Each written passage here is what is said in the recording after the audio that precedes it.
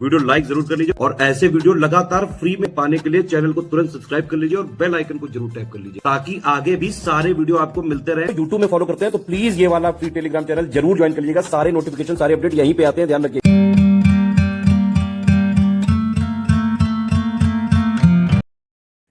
दोस्तों, स्वागत है आपका स्टडी फॉर सिविल सर्विसेज में। सामान्य हिंदी के प्रश्न पत्र की संपूर्ण और वृहद व्याख्या के साथ हम प्रस्तुत हैं। कुछ घंटों पहले यह पेपर संपन्न हुआ है और मुख्य परीक्षा इसी के साथ आरंभ हो चुकी है। आप में से जो कैंडिडेट इसमें हिस्सा ले रहे हैं तो उनके लिए यह वीडियो एक उत्तर कुंजी के समान होगा। मतलब आप यहाँ से अपने उत्तर का मिलान कर सकते हैं, क्योंकि जब प्रीलिम्स के प्रश्न पत्र होते हैं वहाँ तो आंसर की का बड़ा कंपटीशन होता है, लेकिन मेंस में इस तरह से डिटेल आंसर की उपलब्ध कराने वाले कुछ ही लोग होते हैं। तो हम यहाँ उपलब्ध करा रहे हैं और यह विश्वसनीय और प्रामाणिक है, इसे देखिए। और जिन्हें भविष्य में मेंस देना है 2025 या 26 या अगले वर्षों के लिए प्लान कर रहे हैं तो उनके लिए ये मार्गदर्शक वीडियो के समान होगा। मतलब आपको एक अप्रोच पता लगेगा कि आयोग किस हिसाब से प्रश्न पत्र देता है और उसे हल करने का सही तरीका क्या है, कौन से सही पैटर्न से हम हल करें, कैसे प्रश्नों के उत्तर लिखें कि हमें सर्वाधिक नंबर प्राप्त। यह सब अगर आपको जानना है तो इस वीडियो को शुरू से लेकर अंत तक अवश्य देखिएगा। एक बात और है, स्टडी फॉर सिविल सर्विसेज के जो पेड ग्रुप हैं वो लगातार चलते रहते हैं। यूपीपीसीएस मेंस का 2024 का जो हमारा हिंदी का बैच था, वहाँ जो हमने स्टडी मटेरियल उपलब्ध कराए थे, जो भी मॉक टेस्ट की प्रैक्टिस कराई थी, वह पूरी सार्थक रही है इस बार। और संपूर्ण प्रश्न पत्र बहुत सही तरीके से उन सारे कैंडिडेट्स ने हल किया होगा जिन्होंने कि पर्याप्त हमारे साथ अभ्यास किया था। हमारे द्वारा दिए सारे मॉक टेस्ट अटेम्प्ट किए थे। जो व्याकरण के हिस्से हमने नोट्स में उन्हें प्रोवाइड कराए थे, उसे कायदे से पढ़ा था, उस पर अभ्यास किया था, तो उनके लिए प्रश्न पत्र बहुत ही आसान। गद्यांश अवबोधन में जो अप्रोच हमने उन्हें बता रखा था कि किस तरीके से व्याख्या करनी है, कैसे भावार्थ करना है, कैसे बाकी चीजें करनी है, तो उन्हें कहीं से कोई दिक्कत नहीं हुई होगी। मुझे लगता है कि 3 घंटे के प्रश्न पत्र में से बहुत कम समय लेकर ही उन्होंने उस प्रश्न को उन सारे प्रश्नों को हल कर दिया होगा और असुविधा का सामना उन्हें कहीं से नहीं करना पड़ा होगा। तो अगर आप पेड ग्रुपों से जुड़ने के इच्छुक हैं तो संपर्क कर सकते हैं हमसे। फिलहाल आगे चलते हैं। तो देखिए, सामान्य हिंदी के प्रश्न पत्र में सबसे अहम बात क्या होती है? सबसे मुख्य होता है इसमें गद्यांश अवबोधन, क्योंकि ये सबसे ज्यादा नंबर या सबसे बड़ा हिस्सा कवर करता है। 60 अंक तो आपके वहीं से होते हैं। कुल मिलाकर 3 घंटे का समय है, जो कि पर्याप्त होता है। 150 अंक हैं और 150 में से आपको हमेशा अपना लक्ष्य 100 से ज्यादा का रखना चाहिए, तभी आप रेस में बने रह पाएंगे। निर्देश वही साधारण है जो हर साल रहते हैं, मतलब अंक इत्यादि सामने लिखे हुए हैं और कहीं भी नाम अनुक्रमांक वगैरह नहीं लिखना है, तो इतने तो आप समझदार है ही। सबसे पहले गद्यांश से ही आमना सामना होता है और ये अपठित गद्यांश एक नहीं बल्कि 2 होते हैं। गनीमत इस बार ये थी कि दूसरे वाले गद्यांश का आकार आयोग ने थोड़ा छोटा रखा था। हर बार बराबर आकार के नहीं होते, लेकिन इस बार दूसरा कुछ ज्यादा ही छोटा था। कोई बात नहीं, पहले वाले को देखते हैं। तो पहला गद्यांश कुछ इस प्रकार से है कि सही प्रकार का समाजीकरण होने पर समाज के सदस्य सामाजिक नियमों के अनुरूप व्यवहार करते हैं। जैसे सामाजिक नियम है उसी के हिसाब से उनका बर्ताव होता है। और यदि समाजीकरण गलती से गलत हो जाए तो फिर क्या होगा? दिशा भ्रमित हो जाते हैं, उनकी जो दिशा है वो विपरीत हो जाती है। तो इसीलिए समाजीकरण के दायित्व से संबंधित जो व्यक्ति होते हैं उन पर सामाजिक नियंत्रण का बहुत बड़ा उत्तरदायित्व होता है। जितना बड़ा उनका दायरा होता है, जितने उनके अधिकार होते हैं, उतनी ही बड़ी उनकी रिस्पॉन्सिबिलिटी होती है। ये कहने का मतलब है। यहाँ बार्टमोर नाम के एक दार्शनिक हैं, व्यक्ति हैं, आप जो कह लीजिए, इनके हिसाब से कहा गया कि शिक्षा बच्चे के प्रारंभिक समाजीकरण का सबसे मजबूत आधार है और शैक्षिक व्यवस्था नैतिक विचारों को स्पष्ट करके अंशतः व्यक्ति का बौद्धिक विकास करके सामाजिक नियमन में योगदान देती है। शिक्षा का उद्देश्य व्यक्ति को समाज की विभिन्न इकाइयों से परिचित कराना है। शिक्षा का मतलब सिर्फ किताबें चाटना नहीं होता है। शिक्षा का मतलब है व्यवहारिक ज्ञान हासिल करना, जिंदगी कैसे जीनी है और जिंदगी जीने का सही तरीका क्या है, यह हमें शिक्षा ही बताती है, बशर्ते कि शिक्षा सही प्राप्त हुई हो। सिर्फ किताबी शिक्षा न मिली हो, व्यवहारिक शिक्षा हमें प्राप्त हुई हो, तो वह हमें सच्चा मनुष्य बनाती है। वो आप बार बार स्लोगन दोहराते हैं ना, जगह जगह लिख देते हैं, जहां मन करता है वहां छाप देते हैं कि शिक्षा शेरनी का दूध है, जो पिएगा वो उतना ही दहाड़ेगा। तो भाई, वो शेरनी के दूध वाली जो शिक्षा होती है ना, वो असल में व्यवहारिक शिक्षा होती है।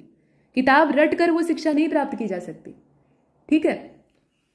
तो वैसी शिक्षा शिवाजी महाराज ने प्राप्त की थी, महर्षि विवेकानंद ने प्राप्त की थी, जितने महापुरुष हैं उन्होंने वैसी शिक्षा प्राप्त की थी। आजकल के स्कूलों में जो पढ़ाया जा रहा है वो सिर्फ किताबी कीड़ा बनने की प्रेरणा है। कम से कम हमारे भारतीय स्कूलों की यही दशा है। तो ठीक है, यहाँ देखिए, व्यक्ति को समाज की विभिन्न इकाइयों से परिचित करवाना है। तो शिक्षा का केवल सैद्धांतिक महत्व नहीं है, जो अभी मैंने कहा ना कि सिर्फ किताब तक ये सीमित नहीं है, सिद्धांत तक सीमित नहीं है, तो वही चीज यहां कही जा रही है, व्यवहारिक उपयोगिता इसकी। और सामाजिक नियंत्रण के अन्य साधन जहां व्यक्ति को दबावपूर्ण ढंग से सामाजिक नियमों को मानने के लिए विवश कर देते हैं, बाध्य कर देते हैं, वहीं शिक्षा उसे स्वतः आत्मविश्लेषण के द्वारा अप्रभावात्मक ढंग से सामाजिक नियमों का पालन करने की प्रेरणा देती है। मतलब शिक्षा कुछ इस प्रकार से हमसे वो काम करवा लेती है कि वो बल भी नहीं लगाती, दबाव भी नहीं देती है कि आपको गला दबा के कहा जा रहा है कि ये काम करो। वो आपको अंदर से प्रेरित करती है, आपको बताती है कि अच्छा क्या है और बुरा क्या है। उसके बाद हमारा विवेक स्वतः जागृत हो जाता है और हम अच्छे रास्ते का चयन कर लेते हैं। बच्चे को छोटे पर जो संस्कार माता पिता देते हैं, अगर अच्छे संस्कार देते हैं तो भविष्य में उसके सामने जब दो रास्ते आते हैं, एक गलत रास्ता और एक सही रास्ता, तो उसमें से वो सही रास्ते का ही चयन करेगा, क्योंकि वो सीख उसे हमेशा याद रहेगी जो बचपन में मिली थी। तो शिक्षा हमें वही शिक्षा देती है। ठीक है, शिक्षा का उद्देश्य हमें वही शिक्षा देना है। अब आगे देखिए, कहा गया कि एक तो समाजीकरण हमें करणीय व्यवहार की जानकारी कराता है, जो व्यवहार हमें अमल में लाना चाहिए, जो व्यवहार हमें अपने कर्म में उतारना चाहिए, उसकी शिक्षा देता है या उसकी जानकारी देता है। और दूसरा जो विपथगामी व्यवहार है, उसकी निंदा की भी हमसे अपेक्षा रखता है। मतलब यह है कि समाजीकरण हमें यह दिखाता है कि आप तो सही रास्ते पर चलिए ही, और आपको लग रहा है कि कोई रास्ता भटक गया है, गलत रास्ते पर चल रहा है, विपथ हो गया है, अपने पथ से विलग हो गया है, तो उसे आप सही रास्ते पर लाइए, उस पथ की निंदा करिए जो कि उसे गलत दिशा में ले जा रहा है। यह भी आप ही का कर्तव्य है। ऐसा नहीं कि आप सिर्फ अपना भला करते चलें, दूसरे की एकदम न सोचें, दूसरा कुएं में गिर रहा है गिरने दीजिए, ऐसा नहीं। ठीक, तो ये बात।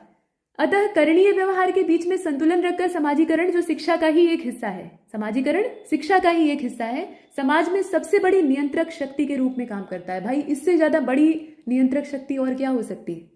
ये ईश्वरीय शक्ति ही तो कही जा सकती है ना, जो कि हमें अच्छे और बुरे की सीख देती है। जैसे आप ईश्वर की प्रार्थना करते हैं, वैसे तो लोग 5 किलो लड्डू चढ़ाकर भगवान से कहते हैं कि पड़ोसी गरीब हो जाए और हम अमीर हो जाएं, ऐसी जो मनौती मानते हैं, तो उनकी तो अलग बात है। लेकिन ईश्वर के सामने जो विनती की जाती है, सार्थक प्रार्थना क्या है कि हमें हमेशा सही दिशा दिखाइए, जो जीवन जीने का सबसे सही मार्ग हो, सन्मार्ग हो, उस दिशा में हमें प्रेरित करिए, हमें उन्नति के पथ पर ले जाइए। लेकिन उन्नति का पथ कैसा होना चाहिए? सही रास्ते पर चलकर होना चाहिए। ये ईश्वर से सही की गई प्रार्थना होती है, यही प्रार्थना हमें भगवान से करनी चाहिए। तो यहाँ जो समाजीकरण है और शिक्षा है, वो हमें वही दिशा तो दिखा रहे हैं, है ना? तो यही बात है। आगे आप देखें कि समाजीकरण हमें अव्यवस्था की अत्यंत विषम स्थिति से बचाता है, सामान्य रूप से सामाजिक क्रियाओं के संचालन में सहायक होता है। परिणाम क्या निकलता है कि सामाजिक नियंत्रण बना रहता है। और शिक्षा का सामाजिक नियंत्रण जो है, इससे दूसरा महत्वपूर्ण कार्य हमारे जीवन में क्या होता है कि हमें जानकारियां प्राप्त होती हैं। जब हमें अच्छे बुरे की समझ आ जाती है, तो हम अच्छी जानकारियों की ओर, अच्छे पथ की ओर अग्रसर होते हैं, और वहां जो कुछ भी हमें सीखने के लिए मिलता है, चाहे आसानी से मिले या कठिनाई से मिले, दोनों हो सकता है, तो उनको हम आत्मसात करते हैं। इससे हमारे ज्ञान में वृद्धि होती है। और जब हमारे अंदर ज्ञान का विकास होता है, तब हम ऐसी स्थिति में पहुंचते हैं कि हमारे अंदर वह विवेक, वह जो नीरछीर विवेक करने की शक्ति है, वो आ जाती है। नीरछीर विवेके का मतलब क्या है? जैसे हंस को कहा जाता है ना कि वो दूध और पानी को अलग करने की क्षमता रखता है, तो वैसा हमारे अंदर कौशल आ जाता है। यानी अच्छे में बुरा अगर बुरी तरह से मिला हुआ भी क्यों ना हो, दूध में पानी मिला दीजिए, आप अलग नहीं कर पाएंगे अपने से। हंस को कहा जाता है, वो एक किंवदंती है, लेकिन ऐसा माना जाता है कि वो दूध और पानी को अलग कर सकता है। तो वह विवेक, वह काबिलियत हमारे अंदर आ जाती है। यानी बुराई और अच्छाई कितने भी आपस में मिक्स क्यों ना हो गए हो, हम उसमें से अच्छी चीज को ही ग्रहण करेंगे।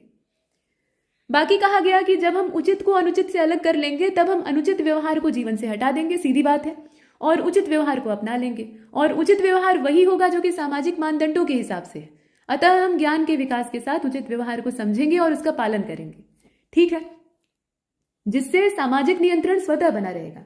तो शिक्षा हमें तर्क प्रदान करती है, तार्किक बनाती है। ऐसे किसी भी बात को हम नहीं मान लेते, हम उस पर तर्क करते हैं, जब संतुष्ट होंगे तब स्वीकार करेंगे। भावुक, अतार्किक और व्यक्तिपरक निर्णयों से मुक्त होने की प्रेरणा देती है। अब यहां से बहुत ध्यान से देखिएगा, क्योंकि इसकी हमें व्याख्या करनी है। तो कहा गया कि इसलिए हम देखते हैं कि एक अशिक्षित व्यक्ति आवेश में आकर कुछ गलत कर बैठता है, जबकि शिक्षित व्यक्ति कठिन से कठिन परिस्थिति में धैर्यपूर्वक निर्णय लेता है और विवेक का परिचय देता है। यहाँ शिक्षित और अशिक्षित का तात्पर्य स्कूली डिग्री या फिर सर्टिफिकेट से नहीं है कि हमारे पास BA में या BTech MTech या फिर और कोई बहुत बड़ी वाली डिग्री का सर्टिफिकेट है तो हम बड़े काबिल इंसान बन जाएंगे। ये सर्टिफिकेट तो खरीदे भी जा सकते हैं, आज के समय में सब बिकाऊ है ना। तो ये कोई काबिलियत का परिचय नहीं है। या फिर सर्टिफिकेट मिल भी गया तो आप मानसिक रूप से मजबूत हैं, इसका कौन सा प्रमाण है। शिक्षा वास्तविक अगर आपने प्राप्त की है, व्यवहारिक शिक्षा अगर आपके पास है, उस मामले में आप शिक्षित हैं, तो निश्चित तौर पर आप कितनी भी कठिन परिस्थिति आए निर्णय लेंगे और अडिग रहेंगे। आजकल आप देखते हैं ना, नौकरी पेशा लोग जो है वो सुसाइड कर ले रहे हैं, बड़ी बड़ी पोस्ट पर जाकर बैठ जा रहे हैं, उसके बाद उनके अंदर वो मानसिक मजबूती नहीं आ पा रही है, थोड़ा सा दबाव नहीं झेल पा रहे हैं। या जो युवा है कहीं तैयारी करने गए हैं, कोटा में तमाम आप देखते हैं इस तरह के मामले। तो सही अर्थों में अगर शिक्षित होते और उनके संस्कार उसी हिसाब से उन्हें प्रेरित किए होते तो वो कभी इस तरह का कदम नहीं उठाते।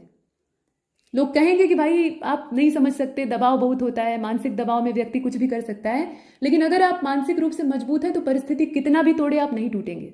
ठीक है, तो शिक्षा हमें वही मजबूती देती है, लेकिन बशर्ते सही शिक्षा होनी चाहिए। आगे आप देखेंगे कि संक्षेप में शिक्षा व्यक्ति को आत्मनियंत्रण सिखाती है और व्यक्ति ही समाज की इकाई है। तो समाज इसी से मजबूत होता है, व्यक्ति मजबूत होगा, समाज मजबूत होगा, और व्यक्ति के स्तर पर नियंत्रण रहने से सामाजिक नियंत्रण स्वतः हो जाता है। मतलब व्यक्ति अपने आप खुद अपने पर नियंत्रण रखना सीख ले, हर आदमी अपना अपना देख ले, तो समाज खुद ही मजबूत हो जाएगा, सीधी बात। तो ये अपना पूरा पैराग्राफ है और इसी की आपको करनी है व्याख्या। लेकिन व्याख्या से पहले हमें करना होगा इसका आशय। आशय का कमोबेश यहाँ मतलब है कि आपको इसका अर्थ बताना है, वो भी संक्षेप में। तो ये भावार्थ की तरह का ही होता है। हालांकि आशय का मतलब तो ये हुआ कि आप व्याख्या करिए, लेकिन इतने बड़े पैराग्राफ की व्याख्या करने के लिए असल में यहाँ नहीं कहा जा रहा है, एक छोटा मोटा भावार्थ जैसा ही लिखने के लिए आपसे कहा जा रहा है।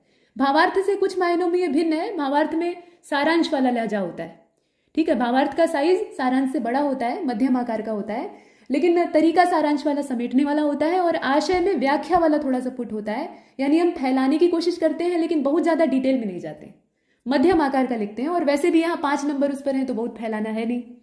तो आइए देखते हैं इसका आशय कैसे लिखा जा सकता है। और दूसरा प्रश्न क्या है कि पूछा गया कि समाजीकरण और सामाजिक नियंत्रण के अन्य साधन से शिक्षा अलग क्यों है, और अंत में हमें रेखांकित पंक्ति की व्याख्या करनी है। तो अब हम इन तीनों प्रश्नों का समाधान देखने जा रहे हैं। तो सबसे पहले तो इसमें आप कोई भी गद्यांश हो, शीर्षक आपसे लिखने के लिए कहा जाए अथवा ना कहा जाए, शीर्षक का चुनाव करना आपका कर्तव्य बनता है। शीर्षक चुनकर लिख लेना चाहिए। इससे 2 बातें होती हैं। एक तो अच्छा प्रभाव पड़ता है, वो टॉपिक आपने ऊपर सेलेक्ट कर लिया, मतलब गद्यांश को एक नाम दे दिया, तो ये बहुत अच्छा प्रभाव डालता है। परीक्षक को लगता है कि आपने गंभीरता से पढ़ा है गद्यांश को और तब जाकर लिखना आरंभ किया है, ऐसे ही ऊपर ऊपर नहीं बांच लिया है। ठीक, तो ये एक धाक जमाने का, इंप्रेशन जमाने का काम करता है। इससे नंबर कटेंगे नहीं बल्कि अतिरिक्त मिलने की संभावना होती है। आप सोचते हैं कि मेंस में अतिरिक्त अनर्गल लिख देने पर नंबर कटते हैं, तो बेशक कटते हैं, लेकिन ये कोई फालतू काम नहीं। तो हमने एक शीर्षक चुना है, आप अपनी सुविधा अनुसार चुन सकते हैं। इस गद्यांश में, मतलब पहले पैराग्राफ में, शीर्षक के लिए नहीं कहा गया था, इस पर कोई नंबर नहीं है, लेकिन उसके बावजूद हमने शीर्षक हेडिंग डालकर ऊपर लिखा, तब जाकर उसका आशय या भावार्थ जो है उसको लिखना आरंभ किया। तरीका यही सही है। तो शीर्षक इसका हो गया शिक्षा से समाजीकरण। शिक्षा से समाजीकरण, शिक्षा से पहले मनुष्य का निर्माण होता है, एक सच्चे मनुष्य का, और मनुष्य जब अपने आप में परिपूर्ण होता है तो वह समाज का निर्माण करता है, और यही समाजीकरण की चरम अवस्था है। तो ये शीर्षक वहीं से आया है। भावार्थ या आशय इसे कहना ज्यादा सही रहेगा। ये आशय ही है, इसे भावार्थ मत समझिए, भावार्थ से थोड़ा सा इसका तरीका अलग है। आप इसका साइज देख सकते हैं, बहुत बड़ा नहीं है, बहुत छोटा नहीं। तो हम लिख सकते हैं कि सही समाजीकरण से व्यक्ति समाज के नियमों के हिसाब से आचरण करने लगता है, जबकि गलत समाजीकरण जो है वो असामाजिक व्यवहार को बढ़ाता है। और इसीलिए समाजीकरण का कार्य क्या होता है, केवल सामाजिक नियम सिखाना नहीं बल्कि उसका पालन भी कराना। सिर्फ किताब पढ़वा देना और नियमावली दिखा देना ये पर्याप्त नहीं है, उसको अमल में लाना और दूसरों से अमल करवाना ये महत्वपूर्ण होता है। शिक्षा समाजीकरण का एक महत्वपूर्ण साधन है जो कि व्यक्ति को नैतिक सोच, आत्मनियंत्रण और अनुशासन की प्रेरणा देती है, और शिक्षा व्यक्ति के बौद्धिक, भावनात्मक और नैतिक विकास में सहायक होती है। वह व्यक्ति को उचित और अनुचित में अंतर समझाकर सही निर्णय करने की क्षमता देती है। और आगे कहा गया, पैराग्राफ आप बदल भी सकते हैं, नहीं भी बदल सकते हैं, एक में भी लिख सकते हैं, लेकिन ज्यादा लंबा हो रहा है तो चेंज कर दीजिए, कोई दिक्कत नहीं। शिक्षा के माध्यम से व्यक्ति सामाजिक मर्यादाओं का पालन करना सीखता है, जिससे कि समाज में संतुलन और व्यवस्था बनी रहती है। जब व्यक्ति को सही ज्ञान होता है तो वह विवेकपूर्ण निर्णय लेकर अनुचित व्यवहार से बचता है। उसको सही गलत की जानकारी है तो उसी हिसाब से वह अपने व्यवहार को परिवर्तित कर लेता है और सामाजिक नियंत्रण में खुद को ढाल लेता है। तो इस प्रकार से शिक्षा व्यक्ति को आत्मनियंत्रण करने वाला बनाती है, मतलब आत्मनियंत्रित बनाती है, और समाज को सुचारू रूप से संचालित करने में सहायक होती है। तो ये तो हमारा आशय हो गया। अगला प्रश्न पूछा गया था, यानी ख वाला, कि शिक्षा में समाजीकरण के लिए सीधी बात पूछी गई थी कि समाजीकरण के समाजीकरण के लिए जो सामाजिक नियंत्रण के अन्य साधन हैं उनसे शिक्षा अलग क्यों है।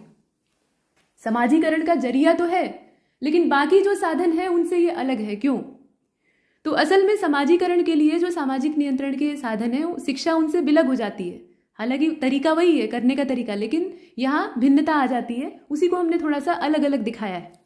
तो कहा गया कि शिक्षा समाजीकरण और सामाजिक नियंत्रण का एक महत्वपूर्ण साधन है, मतलब अवश्य ही है, लेकिन यह एकमात्र साधन नहीं है। पहली चीज, इन दोनों प्रक्रियाओं को संचालित करने के लिए अन्य साधनों की भी आवश्यकता होती है जो कि शिक्षा से अलग होते हैं। असल में हम ये दिखाने का प्रयास कर रहे हैं कि समाजीकरण के जो अन्य साधन है वो असल में क्या है। शिक्षा के बारे में तो आपने पढ़ा, लेकिन जब हम अंतर करना चाहते हैं या अंतर दिखाना चाहते हैं तो हमें अन्य साधनों की भी जानकारी होनी चाहिए। तो कई सारे साधन होते हैं जो कि समाज को नियंत्रित करते हैं, जिसमें से कि कानून और दंड अहम है। अगर कानून का डर न हो, दंड का डर न हो, सजा मिलेगी तो समाज निरंकुश हो जाएगा। नियमों का पालन तभी होता है जब कड़ाई होती है, कठोरता होती है। धार्मिक मूल्य यह व्यक्ति को नैतिक रूप से प्रभावित करते हैं, अनुशासित रहना सिखाते हैं। सामाजिक दबाव और परंपराएं हालांकि ये कई बार गलत तरीके से प्रभावित करते हैं, लेकिन ये भी समाजीकरण में सहयोग देते हैं। शिक्षा तो है ही है। शिक्षा आमतौर पर महाविद्यालय और विश्वविद्यालय तक सीमित होती है, लेकिन व्यवहारिक शिक्षा की कोई सीमा नहीं। वो मरण दिन है या मरणोपरांत नहीं कहा जा सकता, क्योंकि मरने के बाद आप क्या सीखेंगे, लेकिन हाँ जो मृत्यु का दिन है, ठीक है, मरणासन्न स्थिति में आप हैं तो वहां तक आप सीख सकते हैं। सामाजिक शिक्षा या ये कहा जाए कि व्यवहारिक शिक्षा, तो उसकी प्रेरणा आपको अंतिम तक मिलती रहती है, यानी सीखने वाला व्यक्ति अंतिम सांस तक सीखता रहता है। स्कूली शिक्षा तो एक हद तक समाप्त हो जाती है, तो वो औपचारिक ढांचा रखती है। लेकिन समाजीकरण और सामाजिक नियंत्रण जीवन भर चलने वाली प्रक्रियाएं हैं जो कि विभिन्न स्थितियों में भिन्न भिन्न रूप में काम करते हैं। यहाँ एक चीज और जोड़ सकते हैं, आप लिख सकते हैं कि समाजीकरण के लिए जो सामाजिक नियंत्रण के साधन हैं वो कड़ाई या फिर कोई डर दिखाकर मनवाने वाले हैं। जैसे परंपराएं ही हैं, धार्मिक परंपराएं हैं या सामाजिक परंपराएं हैं, तो उसमें हम कोई ना कोई एक बाध्यता बना देते हैं कि ये नहीं करोगे तो ऐसा हो जाएगा, ये नहीं करोगे तो ये देवता नाराज हो जाएंगे, या फिर कुछ अनर्थ हो जाएगा, या फिर कानून तुम्हें दंड देगा। इस तरह का हम डर दिखा के मनवाते हैं। लेकिन शिक्षा ऐसा माध्यम है जो कि डर दिखाकर कभी भी कोई चीज नहीं मनवाता है। अगर डरा रही है तो वो शिक्षा नहीं। शिक्षा में भय का कोई स्थान नहीं होता है। शिक्षा आपको सही और गलत के बारे में बताती है कि ये चीज गलत है, इसको करके तुम्हें कभी भी कल्याण हासिल नहीं होगा, और ये सही है, यही सही रास्ता है। अब उसके बाद आपका विवेक खुद जागृत होता है और आप सही रास्ते का अनुसरण करते हैं। शिक्षा आपको पकड़ के उधर धकेलती नहीं है। तो ये सबसे प्रमुख अंतर है कि बलपूर्वक काम शिक्षा में नहीं किया जाता है। बाकी जो समाजीकरण के साधन है उनमें थोड़ी जोर जबरदस्ती हो सकती है। तो ठीक है, ये सारी बातें हैं। और उसके बाद हमें करनी है व्याख्या। तो जो रेखांकित पंक्ति यानी एक पैराग्राफ आपको दिया गया था ना कि अशिक्षित व्यक्ति आवेग में आकर कुछ भी गलत कर लेता है, और व्यक्ति समाज की इकाई है, अगर व्यक्ति सुधर जाएगा तो फिर समाज भी नियंत्रित हो जाएगा, मतलब एक बड़ा सा पैराग्राफ था। तो उसके लिए अगर आप व्याख्या करना चाहते हैं तो आप कुछ इस हिसाब से कर सकते हैं कि शिक्षा केवल पुस्तकीय ज्ञान या औपचारिक डिग्री प्राप्त करने का माध्यम नहीं है, बल्कि यह व्यक्ति का जो आचरण है या व्यवहार है या उसकी सोच है उसको परिष्कृत करने का सशक्त साधन है। और एक अशिक्षित व्यक्ति आवेश में आकर कुछ भी फैसला ले लेता है और कभी कभी ऐसा काम करता है जिस पर कि वो बाद में खुद पछताता है और दूसरों को भी नुकसान पहुंचाता है। इससे इस बात का पता चलता है कि अशिक्षा मनुष्य के विवेक और संयम को कमजोर बना देती है। और अगर व्यक्ति शिक्षित है तो विपरीत से विपरीत जो परिस्थितियां आएंगी उनको झेलने के लिए सक्षम होगा। जैसा कि आपको अभी पीछे उदाहरण दिया, कितनी भी विपरीत परिस्थितियां हो जाए वो टूटेगा नहीं, उनसे बाहर निकलने का रास्ता ढूंढ लेगा। परेशान तो होगा ही, वो तो मनुष्य है तो परेशान होगा, इसमें कोई संदेह की बात नहीं है। ऐसा नहीं होगा कि वो पत्थर का बन जाएगा, उसे भी रोना आएगा, वो भी बहुत दुखी हो जाएगा, हो सकता है कि डिप्रेशन में चला जाए, लेकिन जीवन से हाथ धो बैठेगा या फिर कुछ ऐसा अनर्थ कर लेगा, ऐसा नहीं। वो उस विपदा से बाहर आ जाएगा, रास्ता ढूंढेगा। वह शांत चित्त से सोच विचार करता है, विवेकपूर्ण निर्णय लेता है, और इस प्रकार शिक्षा व्यक्ति में मानसिक दृढ़ता, सहनशीलता और आत्मनियंत्रण का विकास करती है। 3 गुण विकसित करती है शिक्षा। ठीक, तो शिक्षा का यह गुण व्यक्ति को केवल बाहरी आचरण में ही नहीं बल्कि आंतरिक रूप से भी परिपक्व बनाता है। और जब व्यक्ति अपने मन, वाणी और क्रियाओं पर नियंत्रण रखना सीख जाता है तो वह अपने जीवन में संतुलन बनाए रखता है। संतुलित जीवन वही होता है, और यही आत्मनियंत्रण उसे सुसंस्कृत और उत्तरदायी नागरिक बनाता है। तो आत्मनियंत्रण वह आधार है जिस पर कि सामाजिक नियंत्रण की नींव रखी जाती है। मतलब सामाजिक नियंत्रण जो है वो पहले व्यक्ति के नियंत्रण से आरंभ होता है, क्योंकि व्यक्तियों के ही समूह से समाज बनता है। तो अगर सारे व्यक्ति व्यक्तिगत रूप से आत्मनियंत्रित हो जाएं तो समाज अपने आप कंट्रोल में आ जाएगा, सामाजिक नियंत्रण संपन्न हो जाएगा। वही बात कही गई थी। तो बात यहाँ पर कही गई कि वास्तव में शिक्षा वह प्रकाश है जो कि व्यक्ति को स्वयं को समझने, परिस्थितियों का विवेक से मूल्यांकन करने और समाज के प्रति उत्तरदायित्व निभाने की शक्ति प्रदान करता है। जब व्यक्ति में यह गुण विकसित हो जाते हैं तब वह केवल अपने जीवन को ही नहीं बेहतर बनाता बल्कि समाज को भी एक नई दिशा दिखाता है, शांति, स्थिरता और सद्भाव वाली। तो गद्यांश में यही कहा गया कि शिक्षा की आत्मिक और सामाजिक सार्थकता जो है वो काफी गहरी है और उसी पर यह चिंतन आधारित। तो ऐसे हमने व्याख्या की है, आप इसे और भी अलग तरीके से कर सकते हैं। बस ये है कि मूल भावना, मूल अर्थ परिवर्तित नहीं होना चाहिए। ठीक है, अगले गद्यांश की ओर चलते हैं। और दोस्तों, अगर आप हमारे पेड ग्रुप से जुड़ने के इच्छुक हैं तो आप इन नंबरों पर कॉल या व्हाट्सएप कर सकते हैं। हमारे सामान्य हिंदी के भी जो पेड बैचेस हैं वो चल रहे हैं, ये सर का व्हाट्सएप नंबर है, आप यहाँ भी संदेश भेज सकते हैं। तो पेड बैचेस से अगर आप जुड़ना चाहते हैं तो जुड़ सकते हैं। सामान्य हिंदी की समग्र तैयारी हम करवाते हैं और प्रश्न पत्र में आप बहुत ही आराम महसूस करेंगे। आपको लगेगा कि प्रश्न पत्र आपका मॉक टेस्ट ही है। पर्याप्त अभ्यास करवाया जाता है और इस बार जो अभ्यास हमने करवाया था वो सार्थक परिणाम के रूप में इस प्रश्न पत्र में दिखाई दे रहा है। लगभग हर हिस्से में जो अभ्यर्थी हमारे पेड ग्रुपों से जुड़े हुए थे उन्हें यह महसूस हो रहा होगा कि हमने इस पर प्रैक्टिस पहले से की थी। ठीक है, तो आइए अब आरंभ करते हैं दूसरे गद्यांश को। यहाँ आप देखेंगे कि सहयोग से ही जीवन है। स्पर्धा तो अंततः विनाश और मृत्यु की ओर ले जाती है। और मजे की बात यह है कि आप भी एक स्पर्धा में ही हिस्सा ले रहे हैं। ये जो मेंस है ये क्या है? ये कंपटीशन ही तो है। तो विनाश और मृत्यु की ओर ले जाती है स्पर्धा अगर अंतहीन हो जाए और हम अपने साथ अन्य को भी लें। यदि वह पिछड़ जाता है तो उसकी मदद करें, यही जीवन है। यदि हम सभी परस्पर भाव से यह अपना लेते हैं, मतलब इस भाव को ही अपना लेते हैं, तो हम एक दूसरे के संकट में एक दूसरे के साथी बनेंगे, आपस में एक दूसरे को बचाएंगे और विकास के मार्ग पर एक दूसरे को प्रोत्साहित करेंगे। सहयोग की यह प्रक्रिया ही जीवन को सुरक्षित रख सकती है। अगर हमें लॉन्ग टर्म गोल सेट करने हैं, हमें लंबे रास्ते तय करने हैं, तो हमें सहयोग से ही काम लेना होगा। कंपटीशन क्षणिक हो सकता है, पूरी जिंदगी नहीं चल सकता है, ये कहने का मतलब है। कुछ मामलों में तो प्रतिस्पर्धा होती ही है। प्रतिस्पर्धा मानव जाति क्या, प्रत्येक जीव जाति में होती है। भोजन के लिए होती है, आवास के लिए होती है, जीवन यापन के लिए होती है, नौकरी के लिए होती है, आप सब में है ना। लेकिन अगर यही लंबी खिंच जाए तो विनाशकारी हो सकती है। प्रतिस्पर्धा को युद्ध में बदलते देर नहीं लगेगी, सब नष्ट हो जाएगा। तो ये लंबे समय के लिए सही नहीं है। लंबे समय के लिए सहयोग ही टिकाऊ होता है, वही समझाने का प्रयास किया जा रहा है। और कहा गया कि यदि हम अपना स्वार्थ सामने रखकर अन्य की टांग खींचने के लिए तत्पर रहते हैं तो ऐसी स्थिति में क्या होगा? स्पर्धा होगी, स्वयं को ही हम आगे बढ़ाने की कोशिश करेंगे और स्पर्धा एक दूसरे के खिलाफ करते हुए हमें आपस में भिड़ने की प्रेरणा देगी, मतलब लड़ने के लिए। और जैसा मैंने कहा कि जब स्पर्धा अपना विकृत रूप धारण करती है तो युद्ध होते हैं, और युद्ध भी ऐसे वैसे नहीं होते हैं, आप जानते ही हैं। पहला और दूसरा विश्व युद्ध अपने अपने साम्राज्य, उपनिवेश और व्यापार को बढ़ाने का संघर्ष ही तो था। मतलब यूरोपीय कंपनियां और यूरोपीय जो देश हैं पहले अपने यहाँ संसाधन जो है उनको खोद खाद कर निकालते हैं, मशीन से सामान बनाते हैं, बेचते हैं, मुनाफा कमाते हैं। फिर बाहर उनकी निगाह जाती है कि बाहर तो बहुत संसाधन है, तो उन रिसोर्सेज को निचोड़ते हैं, जगह जगह अपने उपनिवेश बनाते हैं। फिर एक आता है, उसके पीछे 25 आते हैं। अभी अंग्रेजों के साथ बाकियों की जो प्रतिस्पर्धा थी आपने देखा, फ्रांसीसी, पुर्तगाली, डच, ठीक है, और अंग्रेज कॉम्पिटिशन होता है तगड़ा, उसमें अंग्रेज 20 मतलब भारी सिद्ध होते हैं। 20 पढ़ना एक मुहावरा है, तो मुहावरा कम लोकोक्ति कही जा सकती है। तो कुल मिलाकर ये प्रतिस्पर्धाएं ही थी। और प्रतिस्पर्धा अंतिम में क्या रूप लेती है? तो युद्ध होते हैं, पहले पहला विश्व युद्ध, उसके बाद दूसरा। और अगर परमाणु बम जैसी चीजों का डर नहीं होता, और भी तमाम खतरे हैं इस समय, लेकिन ये एक बहुत बड़ा खतरा है। तो अगर इस तरह के भीषण डर लोगों को नहीं दबाए होते तो फिर तीसरी वाली जो लड़ाई है वो भी कभी की छिड़ चुकी होती। तो फिलहाल की स्थिति यह है कि प्रतिस्पर्धा लंबे समय तक अगर चले तो हानिकारक होती है, इसलिए सहयोग ही एकमात्र समाधान है। अब वस्तुतः स्पर्धा मानव संस्कृति के लिए विनाश का मार्ग है। व्यक्तियों और राष्ट्रों के बीच में आपसी सहयोग से ही मानव संस्कृति सुरक्षित। वर्तमान में यह जो भूमंडलीकरण, आर्थिक उदारीकरण का नारा दिखाई दे रहा है, यह विकसित देशों के आर्थिक साम्राज्य को बढ़ाने का एक नया तरीका है, जिसमें कि विकसित देशों के आपसी हित टकरा रहे हैं और नए विश्व संकट की आशंकाएं उभर रही हैं। और उससे भी बड़ा खतरा जानते हैं क्या? ये तो पैराग्राफ है, सीमित है। हो सकता है इस पैराग्राफ के रचयिता ने आगे अपने लेख में, क्योंकि वो इतना ही नहीं रहा होगा और रहा होगा, तो उसमें ये जोड़ा हो कि विकासशील जो व्यवस्था है, मतलब विकसित देश है, वो तो ठीक है कि वो उनका आपस में टकराव होगा। जो विकासशील अर्थव्यवस्थाएं हैं उसमें भी डेवलपमेंट किधर झुक रहा है? जो बड़े पूंजीपति लोग हैं, मतलब धन का संकेंद्रण कुछ चंद लोगों में होता जा रहा है और बाकी जनता गरीब से गरीब होती जा रही है। हमने अपने पेड ग्रुप में निबंध का अभ्यास करवाया था, तो उसमें हमने वैश्वीकरण, वरदान या अभिशाप या फिर विनाशकारी परिणाम, उस पर एक टॉपिक दिया था लिखने के लिए।